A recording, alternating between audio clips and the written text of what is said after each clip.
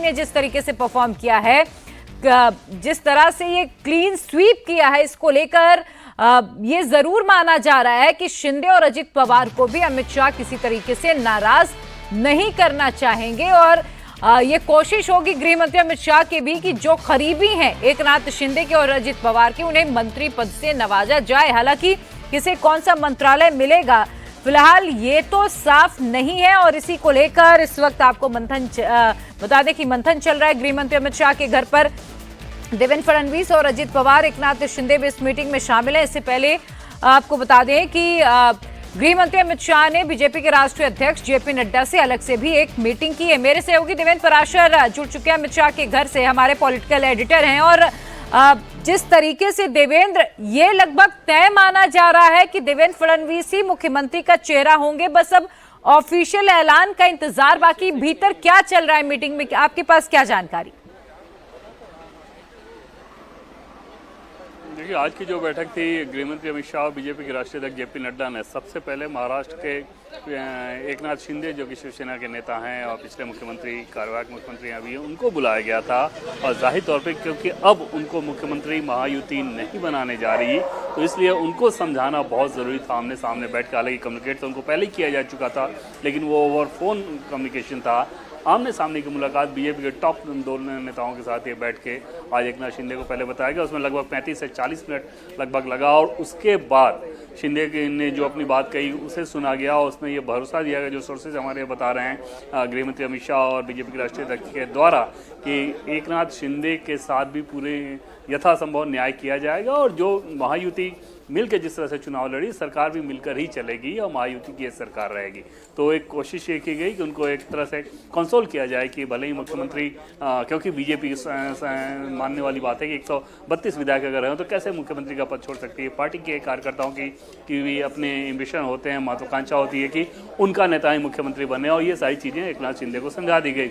और उसके बाद देवेंद्र फडणवीस और अजित पवार वो दोनों आए, प्रफुल्ल पटेल भी साथ हैं, सुनील तटकरे भी साथ हैं। तो इन सारे लोगों के साथ बैठ के वो ये कोशिश की जा रही है कि पोर्टफोलियो और वो तय कर लिया जाए, नंबर ऑफ मिनिस्टर्स तय कर लिए जाएँ और साथ ही साथ जो कमीशन होते हैं स्टेट में उनको भी तय कर लिया जाए, प्रभारी मंत्री की बात कर ली जाए। तो कुल मिलाकर ओवरऑल सरकार की जो पूरी रूपरेखा होगी उसे एक तरह से फाइनलाइज किया जा रहा है। हमारे ठीक पीछे जो गृह मंत्री अमित शाह का घर है उसमें, और अब से थोड़ी देर के अंदर संभव है कि बैठक खत्म हो जाए। हालांकि ऐलान आज शायद ही किया जाए, क्योंकि बहुत ज़्यादा संभावना इस बात की रहेगी कि देवेंद्र फडणवीस का नाम तो विधायक दल की बैठक में ही चुना जाएगा, केंद्रीय पर्यवेक्षक दिल्ली से जाएंगे, लेकिन वो सारी चीज़ें महज औपचारिकता रहेंगी। एक तरह से इस बैठक में, अभी जो बैठक चल रही है, इसी में सरकार की पूरी रूपरेखा तय कर दी जाएगी।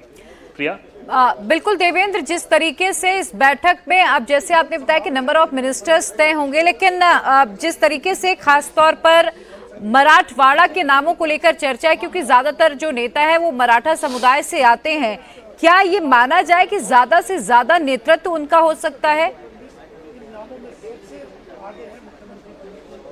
नहीं, ऐसा मानना सरकार के हिसाब से शायद उस रूप में ठीक ना हो। ये डोमिनेंट लॉजिक जरूर रहता है, लेकिन बीजेपी के अपने पॉलिटिक्स की बात करें तो ये अलग बात है कि मराठाओं ने भी बीजेपी के पक्ष में, महायुति के पक्ष में जबरदस्त तरीके से वोट किया है। लेकिन बीजेपी चुनाव या काउंटिंग से पहले तो ये मानकर चल रही थी कि खास तौर पे जो ओबीसी कम्युनिटी है, अगर मराठा महाविकास आघाड़ी की तरफ गोल बंद है तो ओबीसी कम्युनिटी महायुति की तरफ गोल बंद है। तो उस कंडीशन में ये जो सरकार की रूपरेखा होगी उसमें आपको एक ओवरऑल रिप्रेजेंटेशन दिखेगा, क्योंकि महायुति के पक्ष में महाराष्ट्र के सभी रीजन में वोट पड़े हैं, सभी रीजन में उसे सफलता हासिल हुई और सभी कास्ट कम्युनिटी के अंदर उसको सफलता हासिल हुई है। तो ऐसे में औरंगाबाद के रीजन में तो ये भी दावा किया जा रहा था कि वहाँ कुछ मुस्लिम ने भी वोट किए हैं, तो वो अलग बात है। लेकिन ओवरऑल कास्ट कॉम्बिनेशन की बात करें तो कोशिश ये जरूर होगी कि एक फुल रिप्रेजेंटेशन दिया जाए। हाँ, 2 डिप्टी सीएम तो मराठा होंगे ही, चाहे एकनाथ शिंदे की बात कर लें तो या फिर अजित पवार की बात करें तो।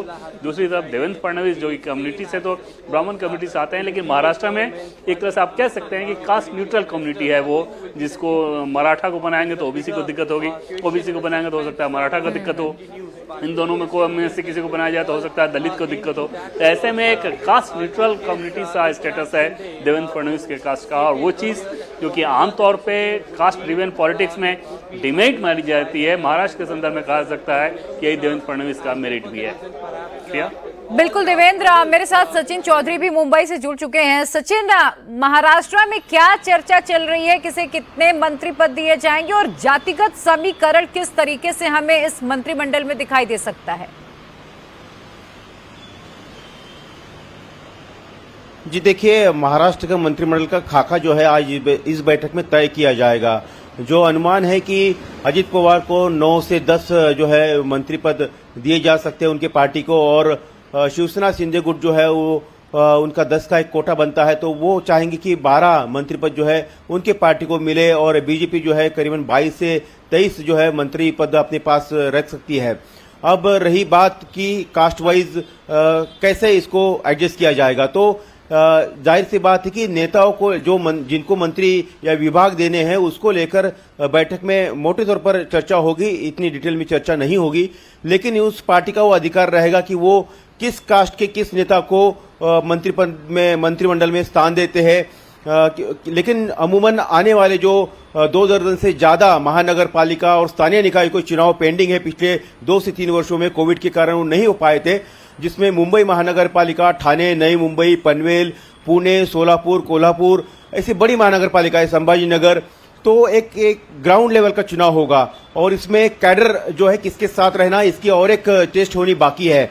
तो इसको ध्यान में रखते हुए हर पार्टी जो है हर रीजन के जरिए जो है वो कास्ट का इक्वेशन बिठाना चाहेगी। बीजेपी के साथ जो है इस बार दलित वोट भी जुड़ा हुआ है, उसके पास मराठा वोटर जो है वो भी उनके साथ जुड़ा है, जो लोकसभा के वक्त उनसे पिछड़ गया था, और खास तौर पर आदिवासी वोटर जो है वो भी उनके साथ जुड़ा हुआ है।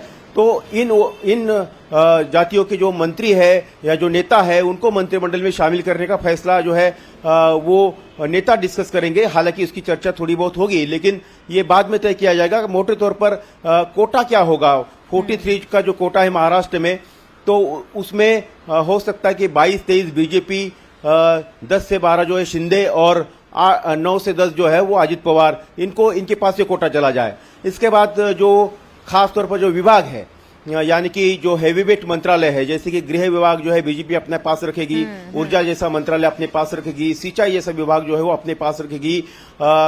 शिंदे गुट जो है चाहेगा कि नगर विकास जो यानी कि अर्बन डेवलपमेंट जैसा बड़ा मंत्रालय उनके पास था, जिसका फंड भी काफी ज्यादा है, जिसका बजट भी काफी ज्यादा है, वो मंत्रालय, इसके अलावा पीडब्ल्यूडी मंत्रालय अपने पास रखना चाहेगी। जनता से जुड़े जो डिपार्टमेंट है, जैसे सामाजिक न्याय का मंत्रालय है, स्वास्थ्य विभाग है, शिक्षा विभाग है, वो अपने पास रखना चाहिए। पिछले सरकार में जो उनके पास ये विभाग थे तो उन्हीं को बरकरार रखना चाहेंगे। इसके अलावा और वो दूसरे मंत्रालय की मांग कर सकते हैं, बार्गेनिंग कर सकते हैं, क्योंकि कह सकते कि अब जो है मुख्यमंत्री पद से अगर वो डिप्टी जो है मुख्यमंत्री पद पर शिवसेना अगर आती है तो उनके भी त्याग को जो है ध्यान में रखा जाए।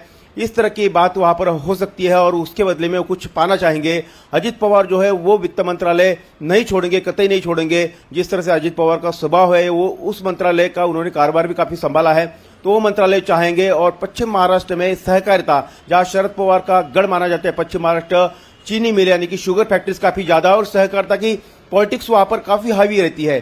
तो ऐसे में अजित पवार का मुकाबला ज्यादातर शरद पवार के एनसीपी से होता है, और उन सीटों पर, उन जगहों पर शरद पवार को मुकाबला करने के लिए अजित पवार सहकारिता मंत्रालय जो है वो अपने पास रखना चाहेंगे। इसके अलावा कृषि मंत्रालय जो है वो भी अजित पवार के पार्टी के पास था, धनंजय मुंडे उसके मंत्री थे, तो वो एक बड़ा मंत्रालय है। महाराष्ट्र में किसानों की काफी समस्या है, आत्महत्या का मुद्दा लगातार उठता ही रहता है, तो ऐसे में जो बड़े मंत्रालय है वो अपने पास वो रखना चाहेंगे। इसमें मंत्री कौन होंगे ये वो डिसाइड करेंगे। हालांकि इसकी चर्चा होगी, कुछ नाम वो बता सकेंगे कि ये मंत्री, ये ऑप्शन हमारे पास है, इस रीजन में यहां पर हम ये मंत्री दे सकते हैं। लेकिन मोटे तौर पर खाका जो है आज तैयार किया जाएगा। मुख्यमंत्री पद पर एक तरह से मुहर लग जाएगी, जैसे देवेंद्र जी ने कहा कि इसका औपचारिक ऐलान आज नहीं किया जा सकता, क्योंकि बीजेपी के एक पार्टी के अनुशासन है, उनकी विधायक दल की बैठक होगी, उसमें पर्यवेक्षक जो है वो आएंगे, और फिर विधायक जो है एक नेता चुनाएंगे, और औपचारिकता रहेगी, लेकिन उसको पूरा किया जाएगा। और लेकिन खास तौर पर तस्वीर जो है वो साफ सामने जो आज आ जाएगी कि मंत्रिमंडल में किसकी क्या हिस्सेदारी होगी, किसके खाते में कौन कौन से मंत्रालय आ सकते हैं। जी प्रिया। बिल्कुल सचिन, देवेंद्र का रुख करती हूँ। देवेंद्र अमित शाह के घर पर ही इस वक्त मौजूद हैं। देवेंद्र, जिस तरीके से ये जरूर हमने देखा कि महाराष्ट्र में एक पोस्टर वॉर चला, देवेंद्र फडणवीस के जो समर्थक है वो उनके पोस्टर्स लगा रहे थे, अजित पवार के भी पोस्टर्स लग रहे थे और एकनाथ शिंदे के भी। लेकिन ऐसा क्या हुआ कि अचानक दोनों पीछे हट गए और फिर देवेंद्र फडणवीस आगे हो गए और सीएम के तौर पर उन्हें एक्सेप्ट दोनों ही नेताओं ने कर लिया? भाजपाचे राष्ट्रीय अध्यक्ष जेपी नड्डा ये अचानक नहीं था। अगर पहले से चुनाव के दरमियान भी हालांकि मुख्यमंत्री के नाम का ऐलान नहीं किया जा रहा था, ये कहा जा रहा था कि एकनाथ शिंदे क्योंकि मौजूदा मुख्यमंत्री हैं तो उनके नेतृत्व में चुनाव लड़ने जा रहे हैं और बाद में महायुति बैठ के फैसला कर लेगी चुनाव नतीजों के बाद। तभी तय माना जा रहा था कि अगर बीजेपी 95 से 100 का आंकड़ा क्रॉस कर लेती है या उसके आसपास पहुंचती है तो फिर बीजेपी जरूर ये चाहिए कि मुख्यमंत्री ही उसका अपना हो। इसके पीछे के बैकग्राउंड को उठा के देखें तो उद्धव ठाकरे जैसे प्रमुख और भरोसेमंद सहयोगी, क्योंकि सालों साल के सहयोगी थे, तकरीबन 3 दशकों का सहयोग था, उस सहयोगी को बीजेपी ने छोड़ा या वो सहयोगी बीजेपी से अलग हुए तो इसी वजह से कि बीजेपी मुख्यमंत्री का 2.5 साल का रोटेशन फॉर्मूला भी एक्सेप्ट नहीं कर रही थी। तो ऐसे में जब उद्धव ठाकरे जैसे प्रमुख सहयोगी को छोड़ दिया गया क्योंकि सीएम का रोटेशन फॉर्मूला मंजूर नहीं था तो ये कैसे संभव था कि फिर बीजेपी इतने नंबर्स आने के बाद मुख्यमंत्री की कुर्सी किसी और को दे दे। एकनाथ शिंदे को उस समय मुख्यमंत्री कम नंबर्स रहने के बावजूद इसलिए दिया गया क्योंकि बीजेपी तब इस नैरेटिव में नहीं चाहती थी फंसना कि शिवसेना, फिर ये नैरेटिव देखें कि बीजेपी ने शिवसेना को तोड़वाया और इसलिए कि उसको अपनी कुर्सी चाहिए थी। लेकिन वो सिर्फ उस 2.5 साल की बात थी। उसके बाद ये तय था कि बीजेपी के नंबर से अगर आएंगे 95 से 100 या उससे अधिक तो हर हाल में बीजेपी अपना मुख्यमंत्री चाहेगी। और इस बार नंबर तो इतने जबरदस्त रहे बीजेपी के कि समझा जा सकता है कि 132 सीटें जीतने के बाद ये कैसे संभव था कि बीजेपी मुख्यमंत्री की कुर्सी किसी और को दे। अजित पवार को भी ये बखूबी मालूम था। एकनाथ शिंदे को शायद थोड़ी बहुत उम्मीद रही होगी कि हो सकता है कि बीजेपी के भीतर की जो अंदरूनी राजनीति हो वो किसी इस प्रकार की तस्वीर को उभरा दे जिसके चलते शिंदे को फिर से मुख्यमंत्री की कुर्सी मिल जाए। लेकिन सिर्फ वो कपोल कल्पना जैसी चीज़ थी, ये संभव था नहीं।